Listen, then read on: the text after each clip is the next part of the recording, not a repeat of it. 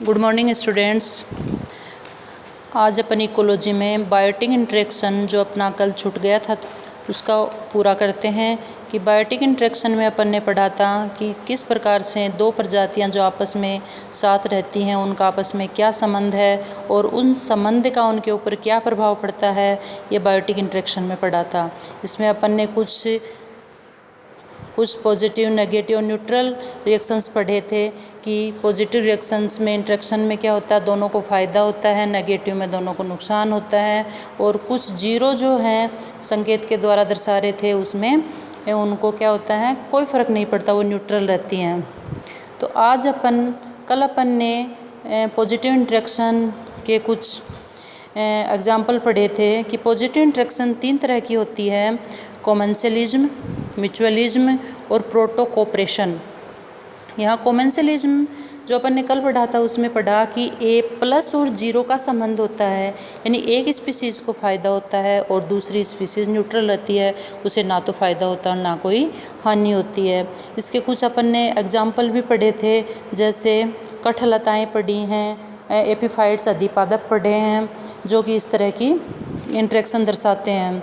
आज अपन म्यूचुअलिज्म के बारे में पढ़ेंगे, जिसमें दो जातियां जो आपस में एक साथ रहती हैं उनमें प्लस प्लस का संबंध होता है। प्लस प्लस मतलब दोनों जातियों को फ़ायदा होगा, लाभ होगा, लेकिन उनका एक साथ रहना बाध्यकारी है। अगर वो एक साथ नहीं रहेंगी तो दोनों जातियां जीवित नहीं रह सकती, अतः इनको अपन अविकल्पी सहजीवी यानी ओब्लिगेटरी सिम्बायोसिस भी कह सकते हैं। इसके कुछ एग्जाम्पल्स हैं, जैसे pollination by animals, dispersal of fruit and seeds, symbiosis in lichen, symbiotic nitrogen fixation, mycorrhizal association, कुछ अदर इंटरेक्शंस हैं।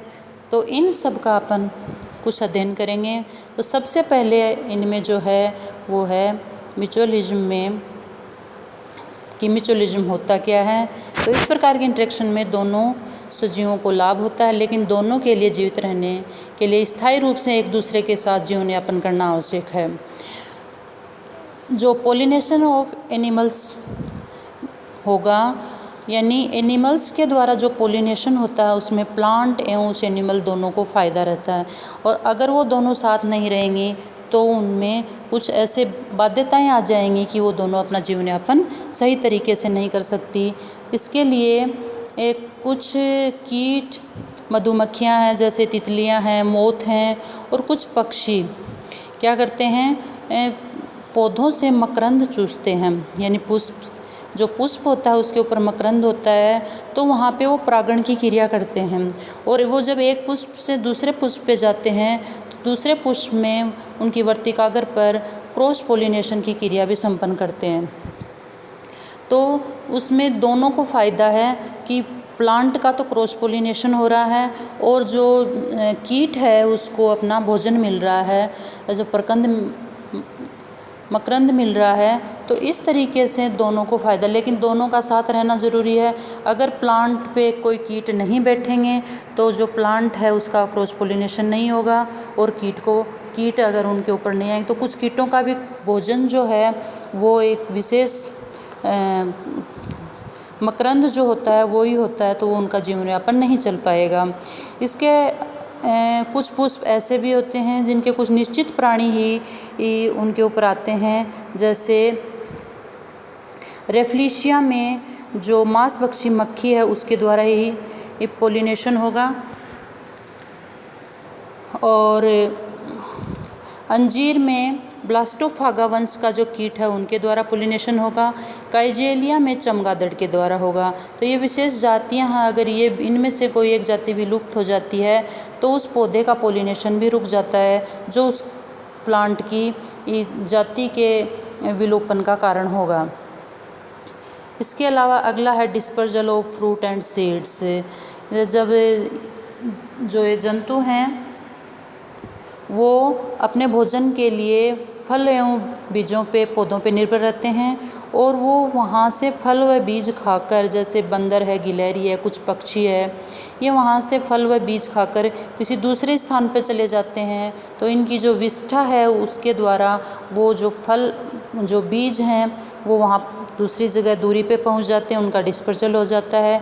इसके साथ ही कुछ सीड ऐसे होते हैं जिनका सीड कोट बहुत कठोर होता है, तो ऐसे सीड कोट के लिए जब कोई जंतु उनको खाता है तो उनकी आहार नाल के जो डाइजेस्टिव जूस हैं उसके द्वारा उसका जो बीजावरण है वो कठोरता समाप्त हो जाती है। फिर इसके कुछ उदाहरण हैं जैसे टमाटर, मिर्च, अमरूद, इनके जो बीज हैं वो बहुत कठोर होते हैं। कोई पक्षी इनको खाता है तो उनके जो बीजावरण है उसकी कठोरता भंग हो जाती है और इनकी विष्ठा के द्वारा ये दूसरी जगह पे पहुंच जाते हैं। इनसे उनका अंकुरण भी जल्दी होता है और उनका डिस्पर्जन भी होगा और उन जीवों को क्या होगा, उन जीवों को अपना भोजन मिलेगा। अगला है सिम्बायोसिस इन लाइकेन। लाइकेन में क्या होता है कि लाइकेन शैवाल और कवक दोनों के मिलने से एक नया तरह का सिम्बायोसिस जीव बनता है। तो इसके अंदर दोनों एक साथ जीवन व्यापन करते हैं। इसमें जो शैवाल घटक होता है उसको फाइकोबायोन्ट और जो कवक घटक होता है उसको माइकोबायोन्ट कहते हैं। तो शैवाल जो होगा वो ब्लू ग्रीन एल्गी और जो कवक होता है वो एस्कोमाइसिटीज या बेसिडियोमाइसिटीज वर्ग के सदस्य होते हैं। दोनों आपस में सिम्बायोसिस के द्वारा एक दूसरे को लाभ पहुंचाते हैं। शैवाल क्या करता है, फोटोसिंथेसिस करता है और अपना भोजन बनाता है, और कवक सुकाए है वो उसको क्या करता है, जल अवशोषण करता है नीचे से और उसको वो आश्रय या आवास देने का कार्य करता है। इस तरह से दोनों अपना जीवन एक दूसरे के सहयोग से बिताते हैं। यदि इनमें से फाइकोबायोन्ट या माइकोबायोन्ट को पृथक कर दिया जाए तो दोनों ही नष्ट हो जाते हैं और उनका जीवन यापन नहीं चल सकता। तो ये है एक अच्छा उदाहरण है लाइकेन का जिसमें म्यूचुअलिज्म पाया जाता है। नेक्स्ट है सिम्बायोटिक नाइट्रोजन फिक्सेशन। आप लोग जानते हैं कि जो राइजोबियम नामक जीवाणु है वो फेबेसी कुल के जो पौधे हैं उनकी रूट में रूट नोड्यूल बनाकर रहता है। तो उन दोनों जो राइजोबियम और जो फेबेसी कुल के जो पौधे हैं उन दोनों को इससे फ़ायदा होता है, क्योंकि राइजोबियम को तो इसमें आवास और भोजन मिलता है और फेबेसी कुल के जितने भी पौधे हैं उनको नाइट्रोजन की पूर्ति हो जाती है। नाइट्रोजन की पूर्ति इसमें जो राइजोबियम जीवाणु है उसके द्वारा नाइट्रोजन को नाइट्रेट्स में बदलकर पौधे को उपलब्ध करवाई जाती है। तो फेबेसी कुल के अलावा कुछ ऐसे पौधे भी हैं जिनमें नाइट्रोजन स्थिरीकरण होता है, जैसे केजुराइना है, मायरिका है, पाइनस है, एलनस है, पोडोकार्पस है। इनमें भी क्या है, कुछ मतलब इस तरह के नोड्यूल्स बनते हैं जो नाइट्रोजन फिक्सेशन का कार्य करते हैं। इसके अलावा एजोला, एनाबिना के द्वारा भी नाइट्रोजन स्थिरीकरण होता है। जलीय फर्ण है एजोला, इसके द्वारा भी नाइट्रोजन स्थिरीकरण होता है।